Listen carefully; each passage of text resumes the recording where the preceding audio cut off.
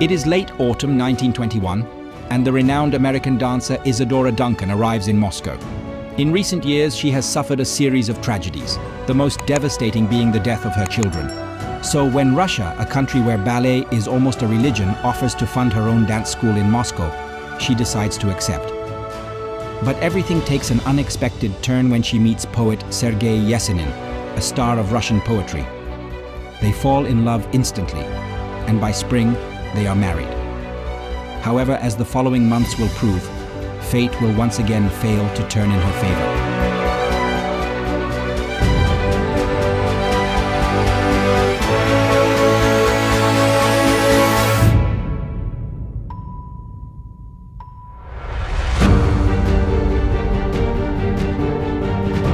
Isadora Duncan was born in 1877 in San Francisco as the youngest of 4 siblings. Her father was a banker, but he did not stay with the family for long. Her mother left him shortly after Isadora's birth when it was revealed that he had embezzled money. From then on, they lived in poverty. Despite their struggles, Isadora loved to dance. As a child, she would spontaneously move to music, performing for other children and explaining how movements should be done. By the age of 10, she even insisted on leaving school, finding it unnecessary and distracting.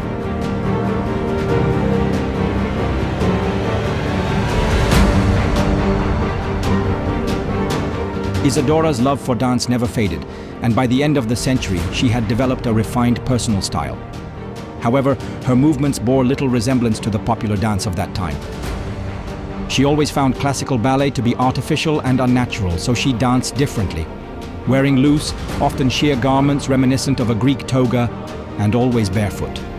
With her hair down and arms raised, she looked almost like a pagan goddess. She leaped across the stage, ran from side to side, and sought to express emotions and even natural phenomena, such as the movement of the sea, through dance.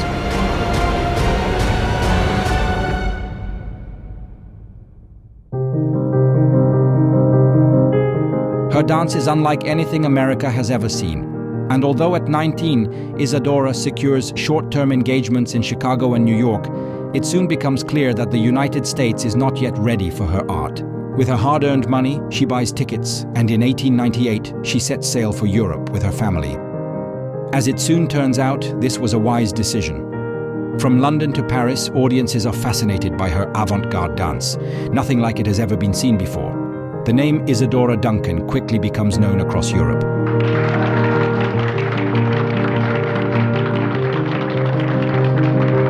Despite having almost no formal education, Isadora quickly learns French and German and immerses herself in artistic and intellectual circles.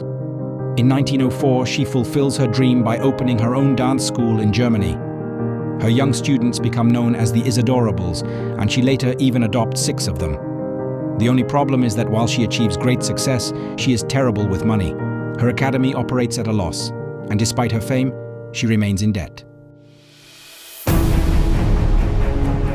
Her love life is equally complicated. In 1905, she meets stage designer Gordon Craig, and a year later, she gives birth to their daughter, Deirdre Beatrice. However, the relationship soon falls apart. Craig pressures her to reduce her dance career, yet he himself is married. Isadora leaves him and quickly finds a replacement, Paris Singer, the son of a wealthy sewing machine magnate. He is devoted to her deeply, but that is not enough.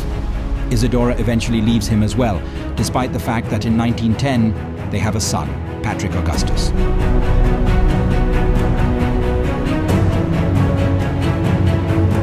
Failed relationships are nothing compared to the tragic event of 1913. On Saturday, April 19th, Isadora sends both of her children and their nanny on a drive through Paris. Midway through the trip, the car's engine stalls. The driver gets out to fix the problem, but forgets to engage the handbrake. When the engine suddenly restarts, the car rolls downhill uncontrollably and plunges into the Seine River. Both children and the nanny drown.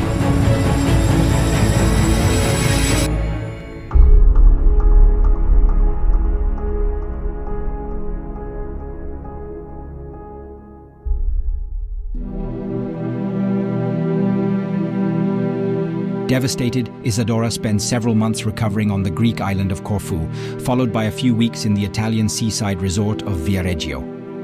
In a desperate attempt to fill the void left by her children, she begs a random Italian man to father another child. She does become pregnant, but in August 1914, shortly after birth, the baby dies. Trying to overcome her continuing tragedies through work, she opens a new dance school in Paris later that year.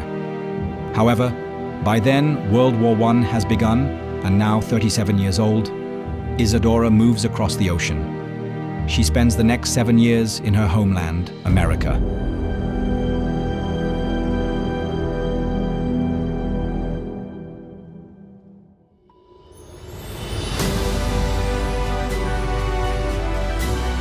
This time, everything is different. During her years in Europe, Isadora has built a strong reputation, and in the US, her dance is no longer seen as strange, provocative, or offensive.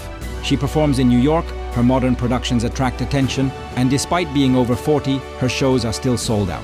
However, once the war ends, she begins to long for a return to her beloved Europe. It is now 1921, and post-revolutionary Bolshevik Russia makes an interesting offer. If Isadora moves to Moscow, she will receive a luxurious villa, and the state will fund her new dance school. She doesn't hesitate and accepts immediately. Nothing ties her to America. Russia has always been a land devoted to dance, and she is also drawn to certain communist ideals. She dismisses reports of poverty and famine in Russia and sets off for Moscow.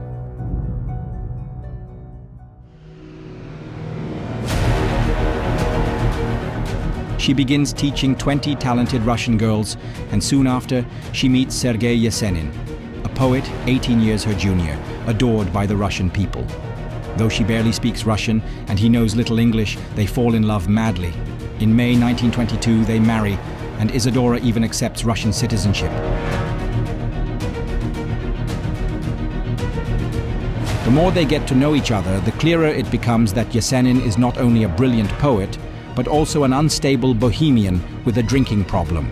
Their relationship becomes strained, so Isadora decides to take him on tour across Europe and the United States, hoping he will have a chance to introduce his poetry to the Western world. Reality, however, is different. While Isadora is celebrated as a star, Yesenin's poetry fails to attract any interest. He begins drinking even more, and after their return to Moscow in 1923, their relationship comes to an end. 2 years later, Yesenin is found dead in a hotel room in Leningrad. According to the official version, he hanged himself. But there are also rumors that the Bolsheviks had him eliminated, as he had become unpredictable and troublesome. By that time, Isadora is back in France. In 1924, Russia cut funding for her dance school, forcing her to finally abandon her illusions about communism.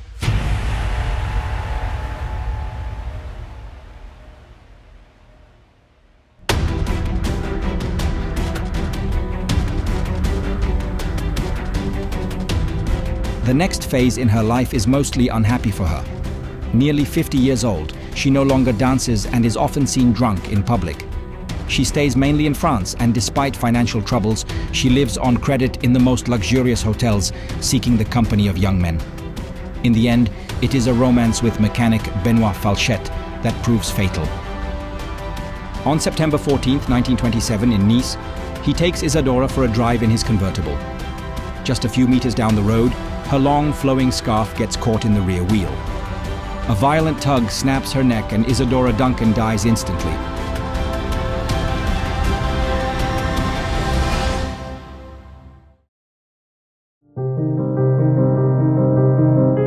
Her entire life, and just as much her bizarre death, resembles a grand theatrical performance, complete with great loves, drama, tragedy, famous personalities and world politics, shaping destinies and turning people into mere pawns on the chessboard of history. As a pioneer of modern dance, Isadora Duncan experienced a little of everything. This is well captured in a quote from her final years. "I have been loved like no other woman. Geniuses, poets, millionaires, artists, musicians, they all desired me. And now, there is no one who would lend me $25.